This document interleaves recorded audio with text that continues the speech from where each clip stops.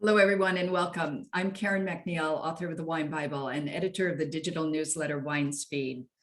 And this is a live virtual tasting with Louis Barrault, who is the owner and winemaker of the famous Rhône, Southern Rhône estates, Château de Saint-Côme and Château de Rhône.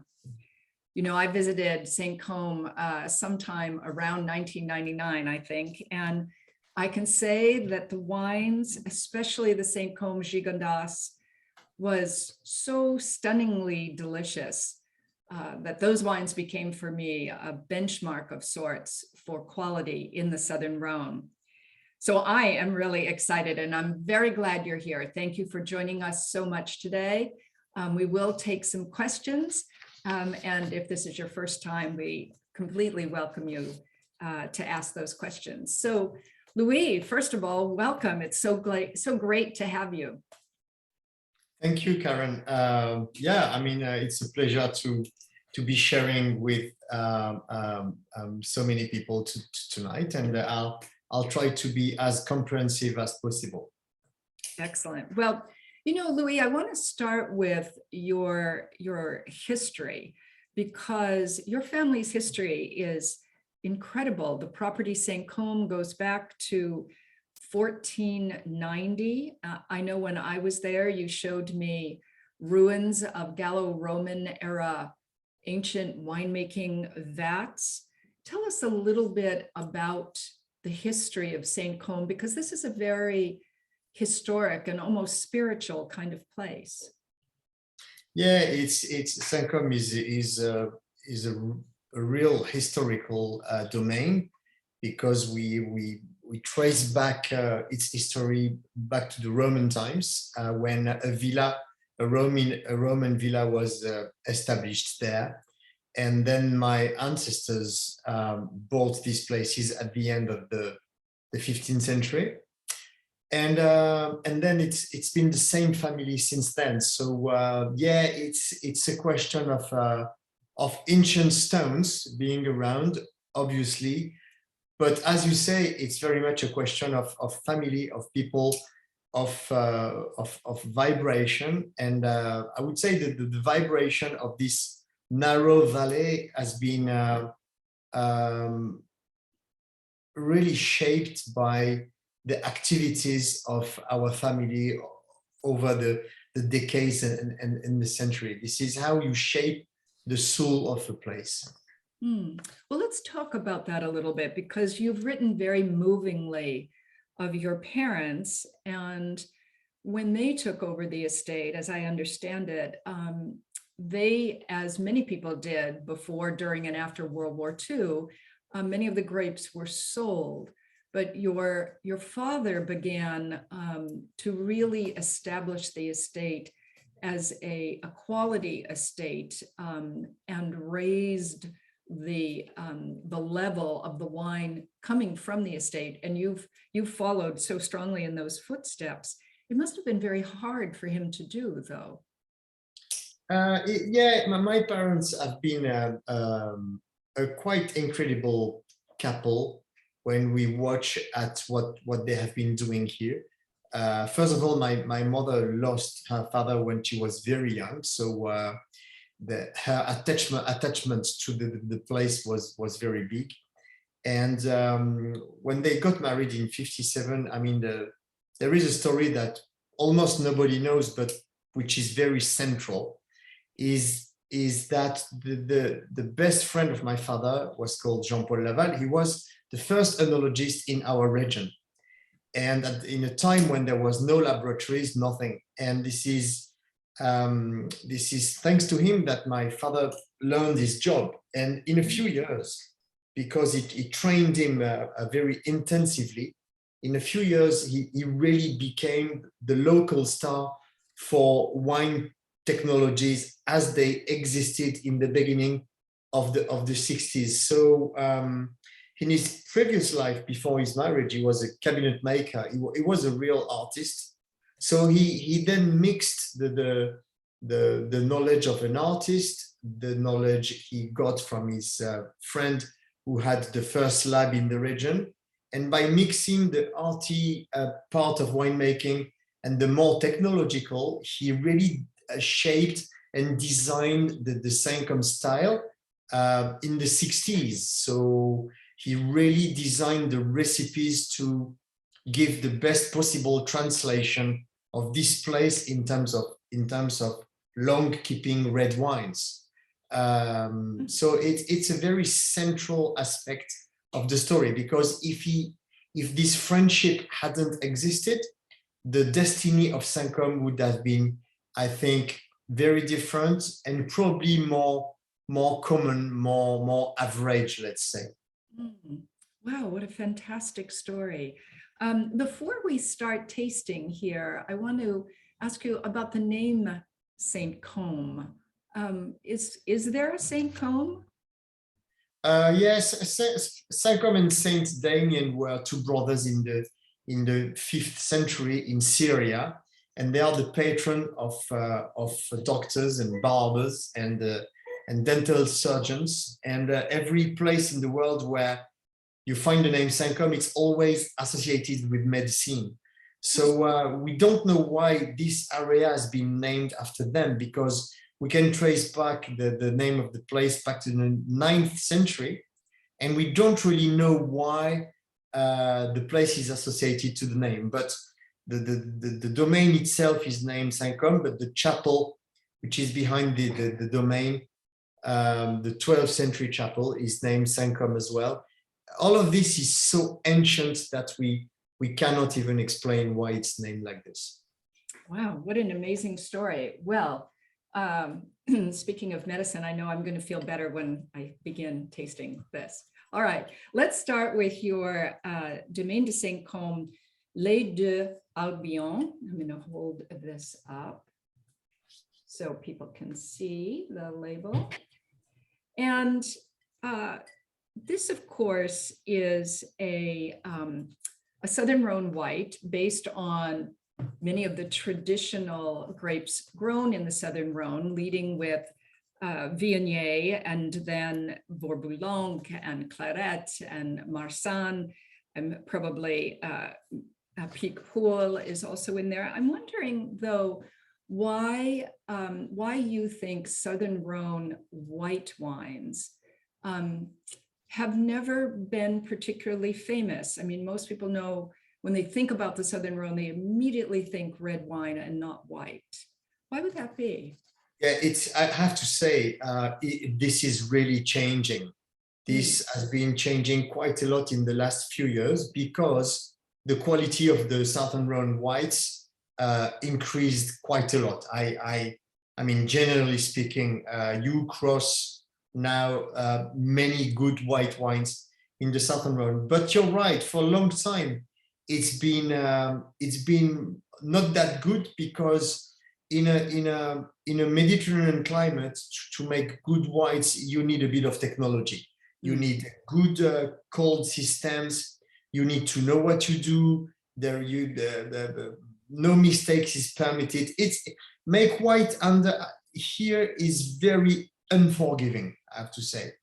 So yeah, I suppose it was a question of quality, because the red wines from the Rhône are well known in the US since the 70s, when people like Kermit Lynch began to sell the wines and promote this fantastic region. So there is no problem of recognition for the region. There was a problem with the white, I think, related to quality, but this is over. This is finished. The whites now are good, and the tradition here is to use the traditional acidic grapes, because my theory is that if you go only for the potential white grapes, you end up with a wine which is going to be too big, too alcoholic, unbalanced, with a big lack of freshness and finesse. So in this wine, half of the blend is with acidic grapes, with a predominantly Picpoul, but as you said, Claret, Bourboulenc, Uni Blanc as well. And you really need this kick in the wine to get the right balance. I So can this is yeah. vineyards that I planted in 2014. So this is relatively young vineyards. This grows in very limestoney soil, immediately next to Gigondas.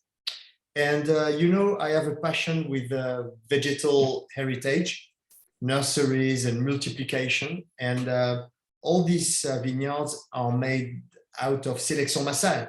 Sélection massale, there's not really, again, it's like terroir, there's no translation in English, but a sélection massale is a group of plants which carries a very big genetical diversity.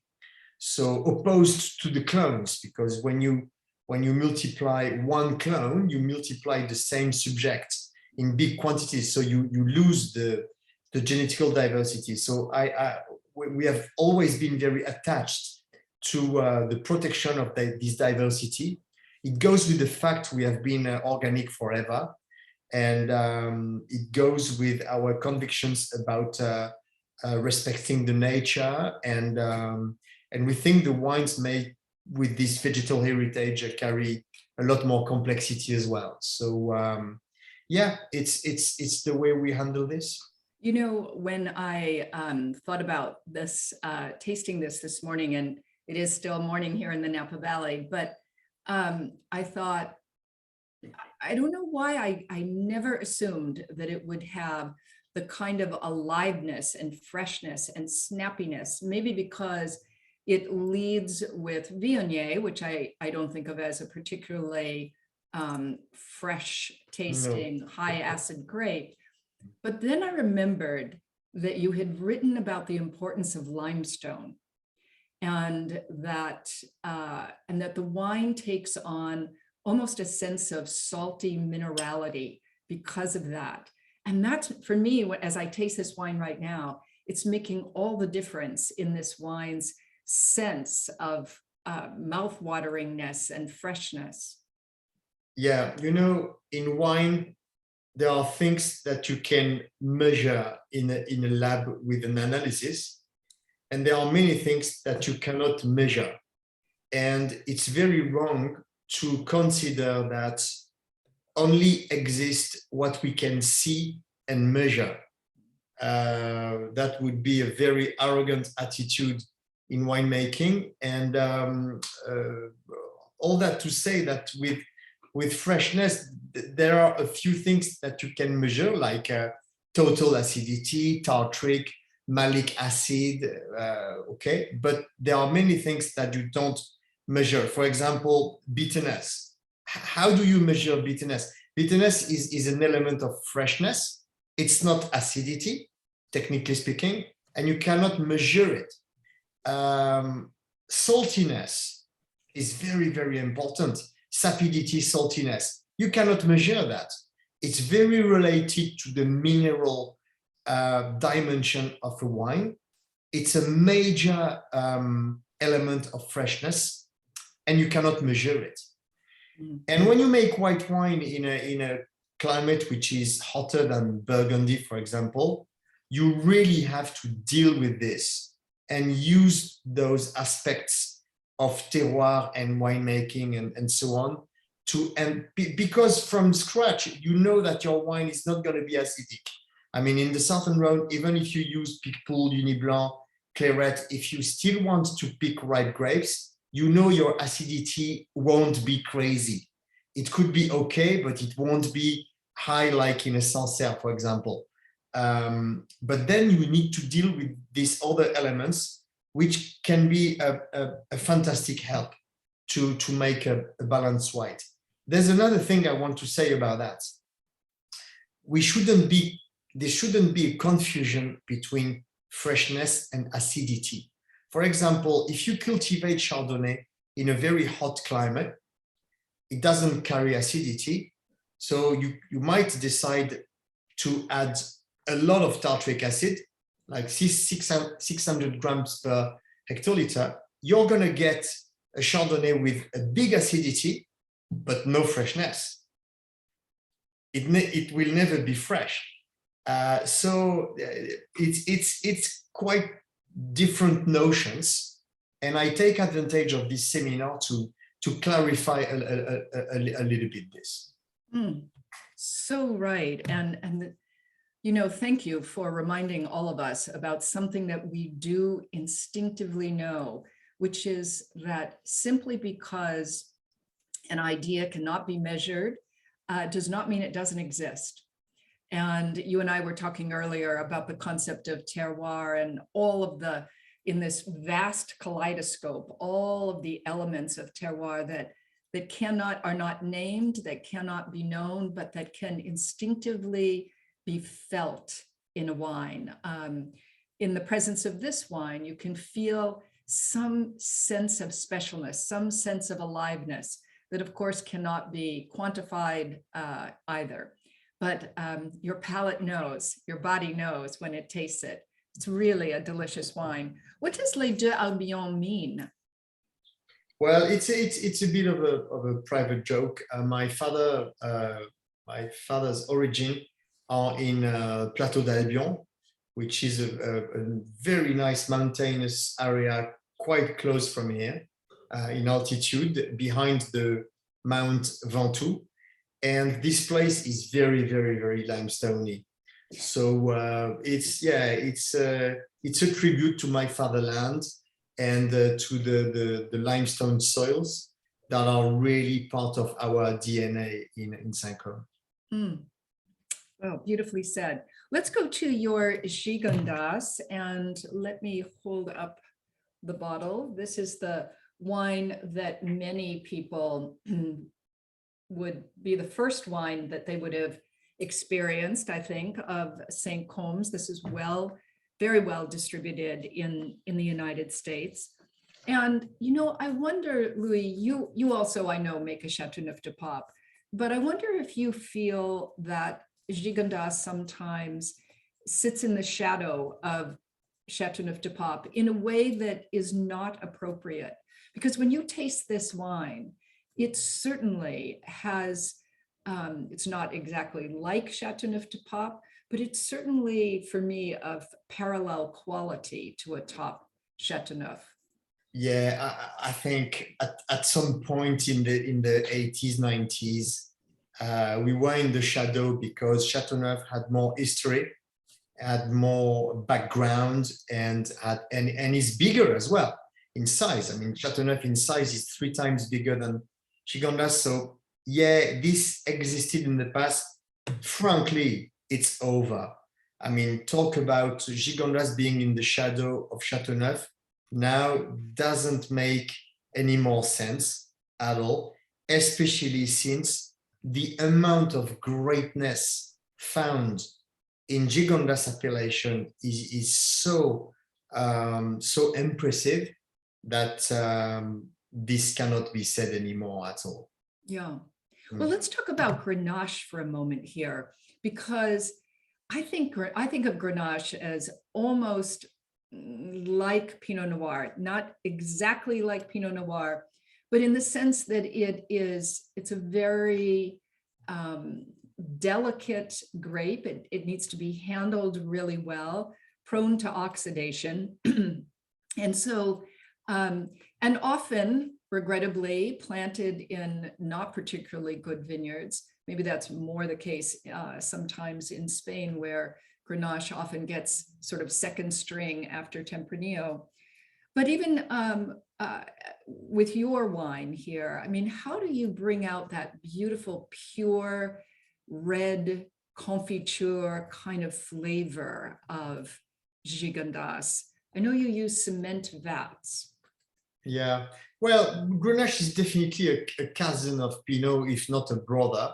If you taste, for example, old vintages of Dujac, yeah, it's gonna be on a blind on the nose. It can be very close to some of our old wines, and sometimes we look like Gevrey Chambertin as well. I mean, it's yeah, they are definitely cousins. But if we go to comparisons, Grenache reminds me of Riesling, because Riesling can be anything. It can be dry, it can be sweet, it can be horrible, it can be extraordinary, it can be anything. And Grenache is the same. I call them chameleon grapes because they can be anything. They can show you very different, very variable images of themselves. A Grenache can be a good rosé, it can be the worst oxidized wine, it can be a fantastic red of longue garde, long keeping. It can be anything at all levels of styles and quality. And very few grape propose this variability. And I think Riesling in white and Grenache in red are the ones who propose that. So they are grapes with pretty extraordinary resources, but they are very demanding. I mean, Grenache is not a grape you can do many mistakes with. It's not easy to make a great wines out of this grape, but I would say in Gigondas, in the limestone, you can really develop an idea of Grenache, which is not the general idea, because the general idea would put Grenache in the category of the delicate but with some alcohol in the equation, etc. In Gigondas, the level of saltiness, of freshness, the texture, the mouth architecture proposed by the grape combined with the limestone is very, very specific. I mean, stylistically, what a Saint-Côme wine doesn't really look like another Grenache.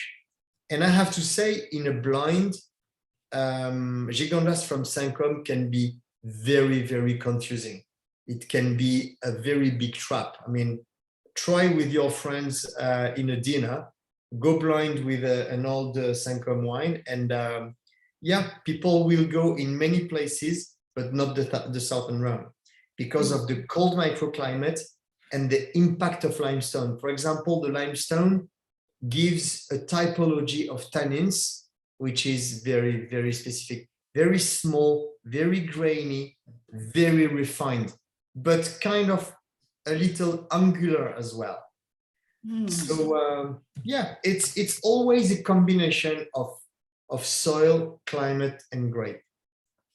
So speaking of tannin, though, I know that you ferment this whole cluster, that you include stems. I'm wondering if you, because I don't know, because I think of Grenache as having well-grown Grenache as having a certain beauty. I'm wondering if the inclusion of stems isn't kind of risky. You know, full bunches is, for me, mostly a question of terroir. It's not what is being said usually, but it's what I think. And in Saint-Côme, full bunches makes a lot of sense. And I don't think it's risky. We never get green characters. We never get rusticity, but we have to listen to the terroir, and we have to accept that we are being guided by the terroir more than we decide for him. You know, it's like a winemaker cannot be somebody who decides for the terroir. It has to be somebody who listens to the terroir and try to find the best way to express the terroir. So I think in Saint-Côme, the full bunch is a prerequisite. It's we do it every year, whatever the vintage is, because we tried to destem many times, and it never give a better result than full bunches. Never, ever. And listen, I did it so many times. I am not keen on ideologies with wine. I am keen on realities. I stick to results, and the results of my experimentations is that full bunches is the best. I mean, my father had understood that in the 60s, way before I joined him in 1993, and I still wanted to try distemming. And every time I try to do that, he said to me, do it, but it won't work. And it never worked. It never, ever worked. It's like the use of yeast. I mean, Saint-Côme is an indigenous yeast winery because we tried. And frankly, with red wine, there is no interest in using yeast that you buy from the yeast producers and make you look like your neighbor and kill the complexity in the wine. So we like when there are different type of yeast working together or one after the other, depending on the fermentation cinetic. But yeah, we love that. We really know it's better. So yeah, there are a few ideas we won't change because we really know they help the terroir to express at its best. Yeah, well, I know that your winery, your old winery has its, in a sense, its own microbial stamp, and that's not at all unlike having Massal selection, where you have just this unbelievably complex genetic material, some of which you don't even know really, but gives the wine a very distinctive stamp. I want to ask you, though, I love this term you just used, the mouth architecture. Because so many people do know your Gigondas, talk to that for just a minute. What is the mouth architecture of this wine?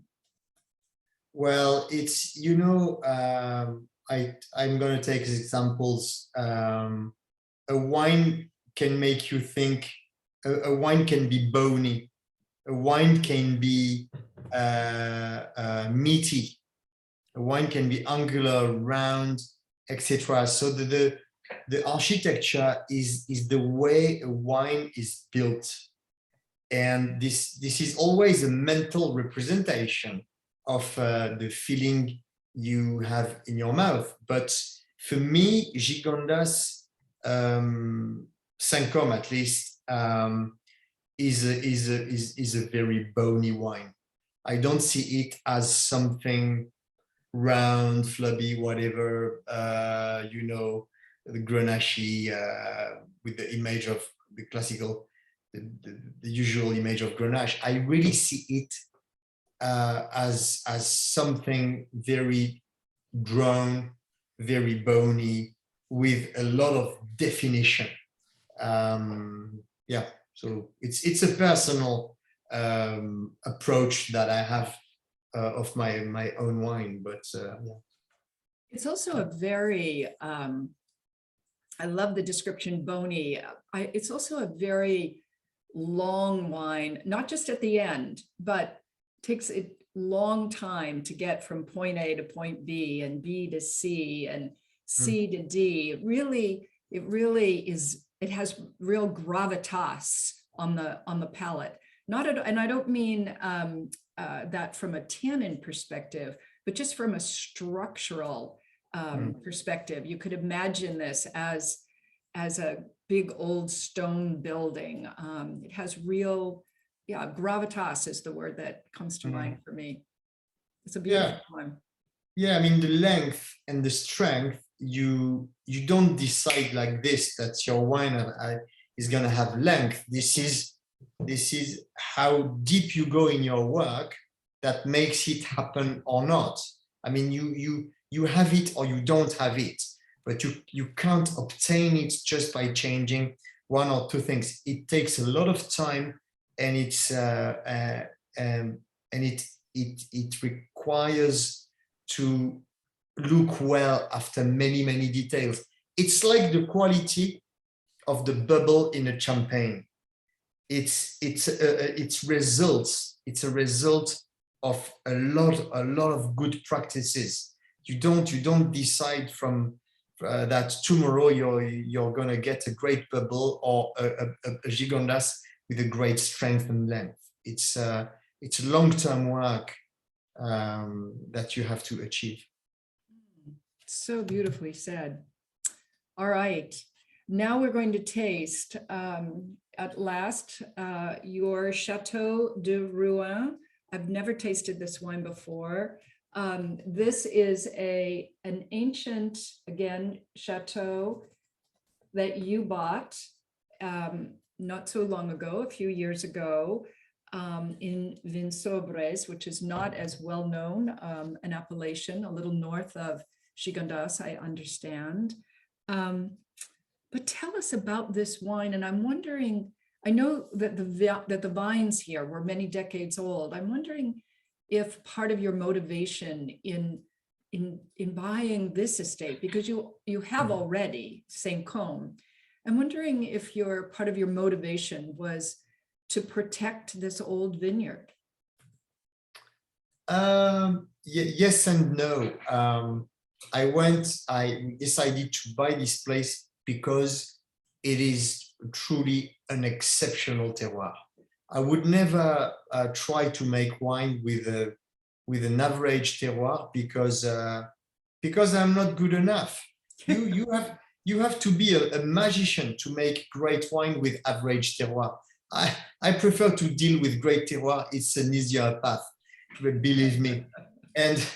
And so we went for this reason because we can really make pretty extraordinary wines in this place. The vineyard is old. It's all planted before the 70s, which means that they are not clones, they are sélection massale. So the material here and the soil was really great.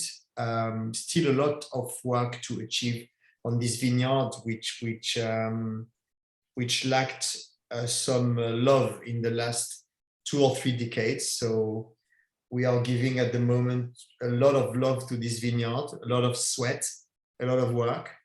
But yeah, it's a cold climate. It's as cold as Gigondas, very late ripening. In a context of global warming, it's a very important aspect. It is immediately connected to the Alps. The Alps begin rising 7 kilometers from Rhône. I mean, it's quite impressive. And yeah, it's a historical place like Saint Côme, but with a tragic history, because we can trace back the history of Rhône back to the Romans, with a very strong beat in the medieval times. There was a proper medieval castle, which was entirely destroyed during the French Revolution and rebuilt in 1820. So it's a really quite strong and intense history, this place. But yeah, the terroir is exceptional. This is one slope. It looks very Burgundian, and it works like a Burgundy place, with the Grand Cru in the middle, the Premier Cru up, and the more more simple terroir at the bottom of the slope. Yeah, it's totally different from Gigondas. So I have the feeling I am a student, and I have to relearn entirely my job in a very, very different place.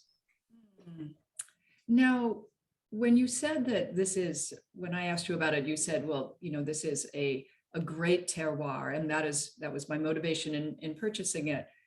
I'm wondering how you knew. Do you feel you can sense a place? Can you sense a great vineyard, No, a great terroir? It's very difficult to make an evaluation of such a place without tasting the wines, without tasting the results. It happens that the owners were friends of my grandparents. The guy who had been looking after it we were friends since childhood. Plus, I had been buying some of their grapes for my Côte du Rhône Syrah Saint Côme for a long time. So I had been tasting in the cellar for 15 years when we decided to buy. So I knew very well the level of the terroir, what this terroir was able to produce, how it could perform, let's say.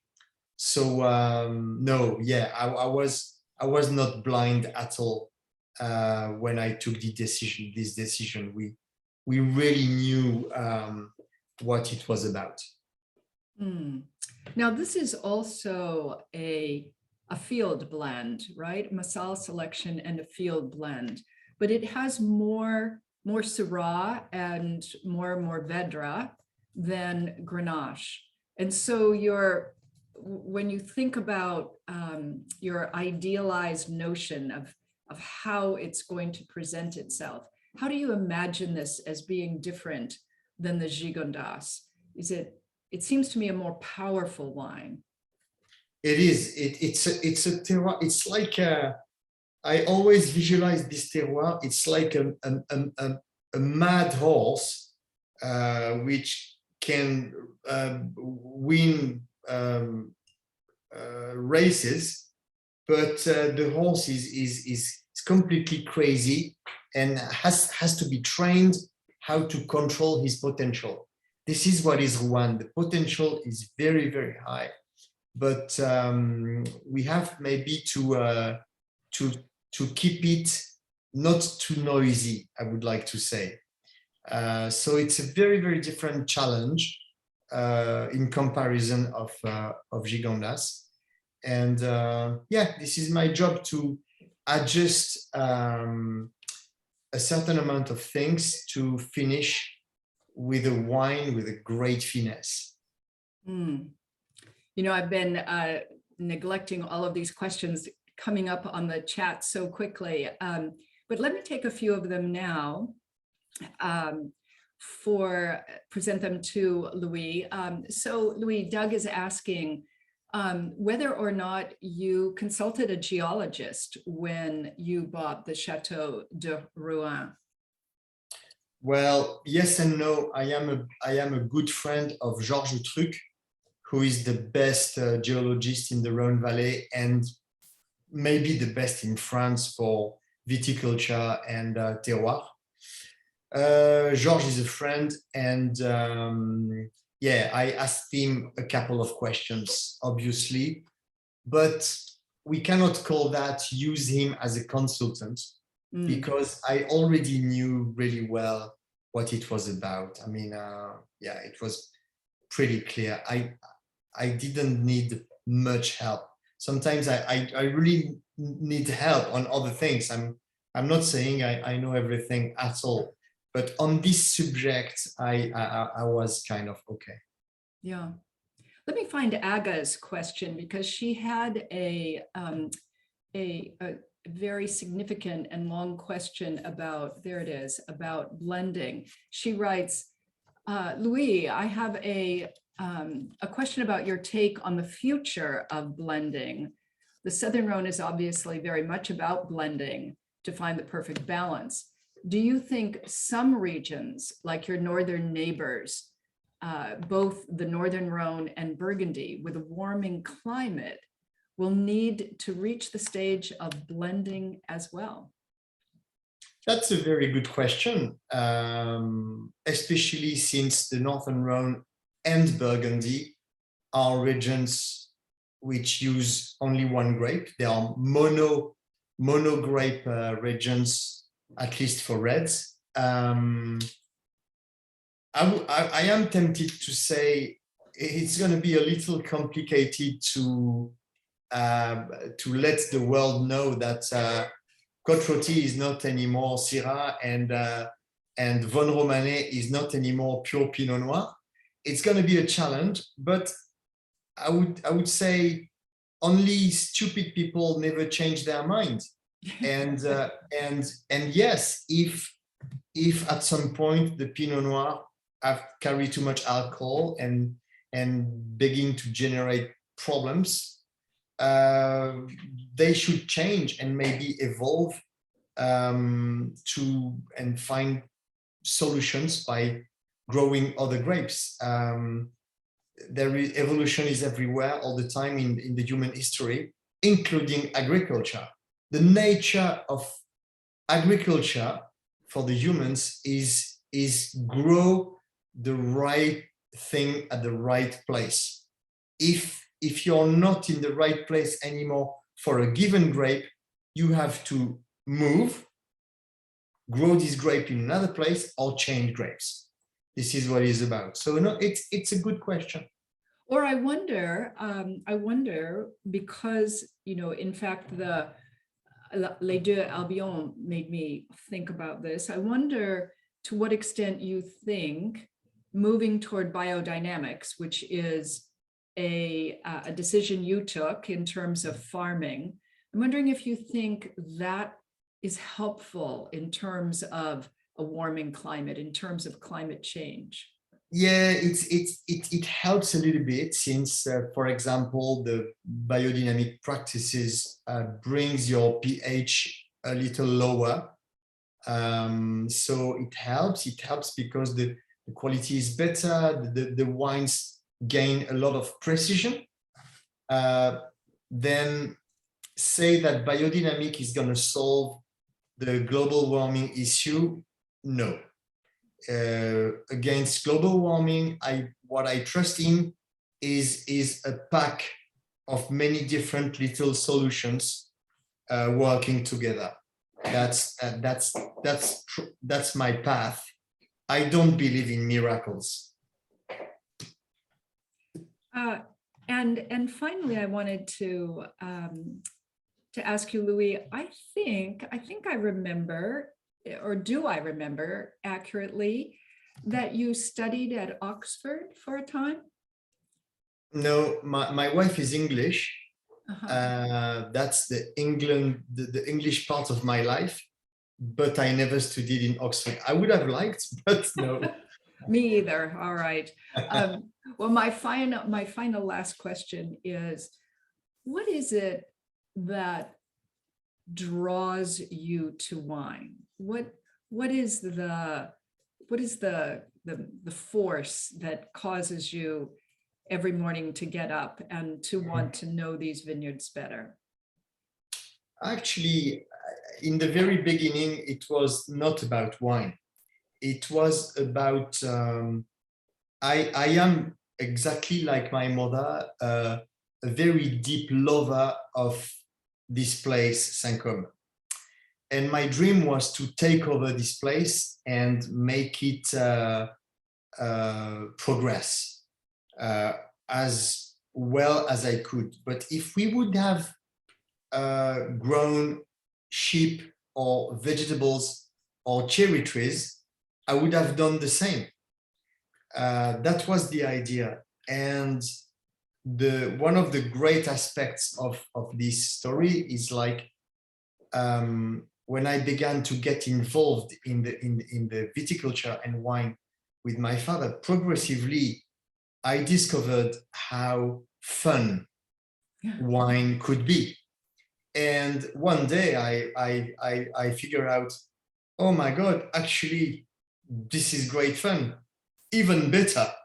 So that was the story. But at the very beginning, frankly, I didn't know that much about wine, and I couldn't figure out it would be such a fun path to take. It's very paradoxical because I was helping my father in the vineyard age 8, 10, 12. I drove tractors age 13. I could make every work, action, job in the cellar age 14. But it's very paradoxical. You know how to do everything, and your father explained you how to do these things. But at the end of the day, you don't understand at all what you're doing. Because I could not explain why I would do a remontage 15 minutes on vat number 5 and not 25 minutes. I could do it, but I didn't know the sense of what I was doing. And when I began to make wine with my father as an adult, when I took over, in a few months, years, I reconnected all all the knowledge with my actions as a child and a teenager. It was a very weird process, actually, but really interesting. Well, and very moving, just quite incredible.